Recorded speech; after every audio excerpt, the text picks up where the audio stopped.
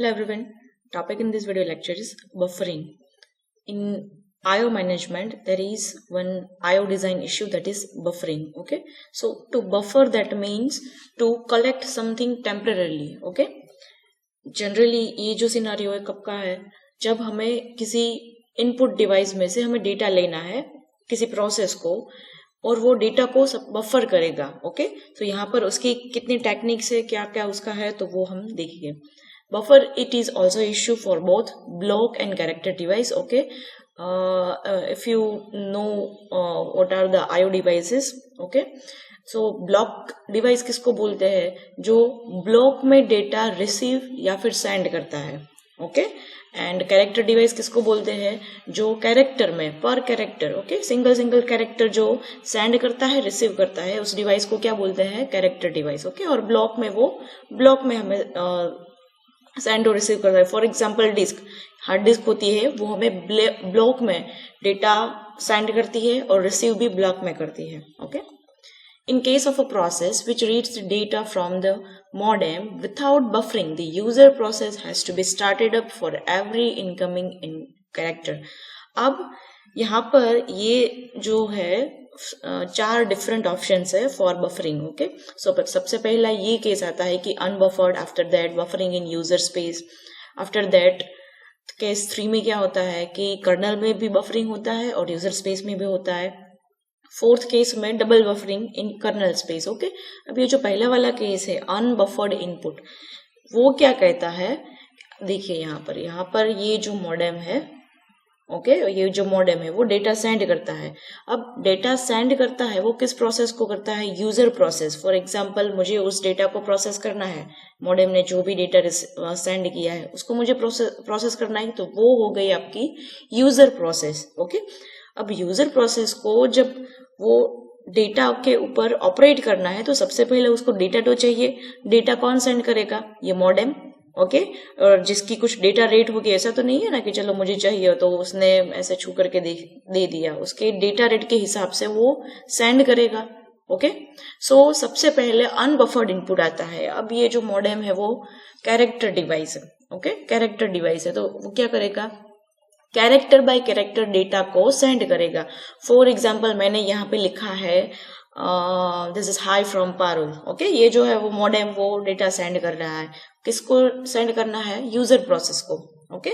सो अब user process single character को gate करेगी और each and every time that process will be blocked for some time. For example मुझे एक character मुझे चाहिए, so पहली यूजर प्रोसेस ब्लॉक हुई, कैरेक्टर रिसीव हुआ और उसको मिला, एक कैरेक्टर मिला. ओके. सो वो वापस वेकअप हुई, लेकिन इतना तो सफिशिएंट नहीं है ना, इनएफिशिएंट है. सो हर कैरेक्टर पे वो ब्लॉक होगी एंड वेकअप होगी, block and wake up, block and wake up. Okay.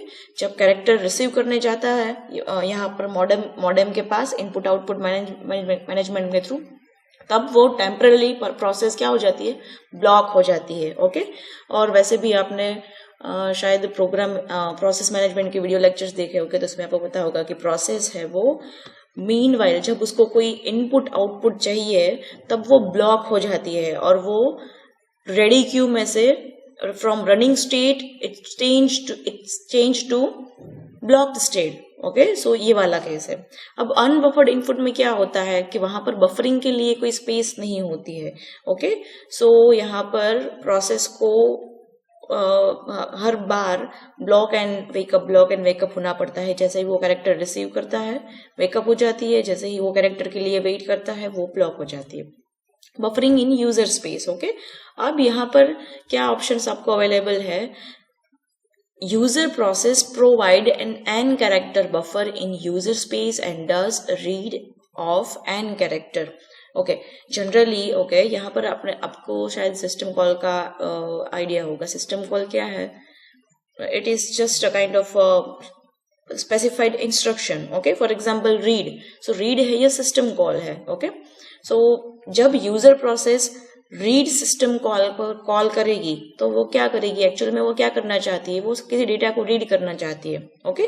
सो यहाँ पर अब पहले केस में क्या था कि कोई बफर ही नहीं था. ओके. इसलिए प्रोसेस को each and at each and every character वो ब्लॉक हो जाती थी और फिर वेकअप होती थी। ओके, अब ये हमारा क्या है, फॉर एग्जाम्पल ये जो n कैरेक्टर बफर है, लेट्स से कि वो 100 कैरेक्टर्स का बफर है, उसकी साइज 100 कैरेक्टर है, उसमें 100 कैरेक्टर ऑक्यूपाई हो सकते हैं। सो अब क्या होगा, यूजर प्रोसेस पहली बार ब्लॉक हुई, उसके बाद यहाँ पर ये जो मॉडेम है वो कैरेक्टर को सेंड करेगा। कहाँ पर सेंड करेगा, यूजर प्रोसेस को नहीं, वो जो भी डेटा सेंड करेगा वो कहाँ पे आएगा, यहाँ पर बफर में। ओके, बफर की साइज क्या है, 100 कैरेक्टर। ओके, फॉर एग्जाम्पल, सो इसमें 100 कैरेक्टर इस बफर में आएंगे और जब ये फुल हो जाएगा तब वहां पर प्रॉब्लम होगी। ओके, क्योंकि तब हमें कुछ एक्स्ट्रा मैकेनिज्म अपनाना होगा, क्योंकि ये तो सेंड करता ही रहेगा ना ये इनपुट, ऐसा तो थोड़ी ना है कि वो 100 कैरेक्टर ही सेंड करेगा। ओके, सो यहाँ पर है वो इश्यू है। और इसमें वो बफर आपको कहाँ मिलता है, यूजर स्पेस में। ओके, यूजर स्पेस में आपको ये बफर प्रोवाइड होता है।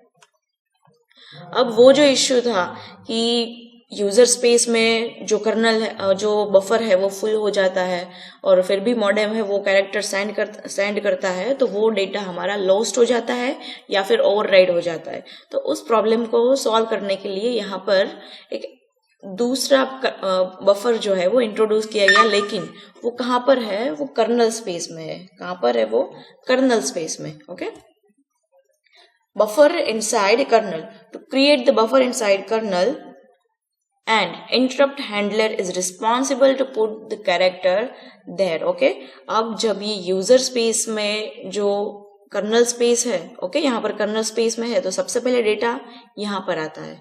ओके, यहाँ पर आता है और वो यहाँ पर सिर्फ कैरेक्टर पुट करता है और यहाँ से वो कैरेक्टर कहाँ जाता है, यूजर स्पेस में। ओके, सो ऐसे यहाँ पर आपको दो बफरिंग मिलते हैं, एक यूजर स्पेस में और एक दूसरा कर्नल स्पेस में। अब आता है डबल बफरिंग इन कर्नल स्पेस। अब प्रीवियस केस में इश्यू क्या था कि सपोज कर्नल स्पेस भी यहाँ पर है वो फुल हो गया। ओके, यहाँ पर भी फुल हो गया, या फिर ये जो बफर है बफर फुल हो गया, तो हमें फिर वापस ऐसा भी हो सकता है ना कि ये बफर मेमोरी फुल होने की वजह से इसको पेज आउट कर दिया गया। ओके, और फिर जब हम उसको पेज वॉटिंग करते हैं तभी कोई कैरेक्टर आता है, लेकिन ये बफर यहाँ पर अवेलेबल ही नहीं है, इस वजह से ये जो कैरेक्टर है वो लॉस्ट हो जाता है। सो इस ड्रॉबैक को ओवरकम करने के लिए डबल बफरिंग इन कर्नल स्पेस। ओके, सो यहाँ पर अब क्या होता है, the first buffer is used to store character. When it is full, it is being copied to the user space. During that time, the second buffer is used.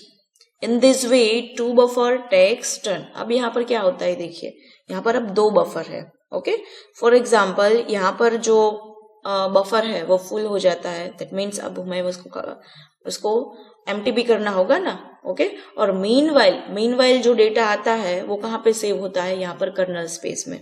Okay, अब समझो कि ये जो कर्नल स्पेस में जो buffer है वो full हो गया, तो किसको यूज करना है, हमें यहाँ पर जो एक्स्ट्रा एक बफर दिया गया है उसका यूज करना है। टेम्परेरी डेटा कैरेक्टर यहाँ पर पुट हो गए। ओके, और जब यहाँ पर पुट हो रहे हैं तब यहाँ से वो डेटा इस यूजर स्पेस के जो बफर है उसमें ट्रांसफर हो जाता है। ओके, और यहाँ पर ट्रांसफर हो जाने का यहाँ वाला जो डेटा है वो एम्प्टी हो जाता है, ये बफर एम्प्टी हो जाता है, ये फुल हो जाता है। So after that this is used and data of this buffer is transferred to user space. Okay, so ये था बफरिंग का कॉन्सेप्ट।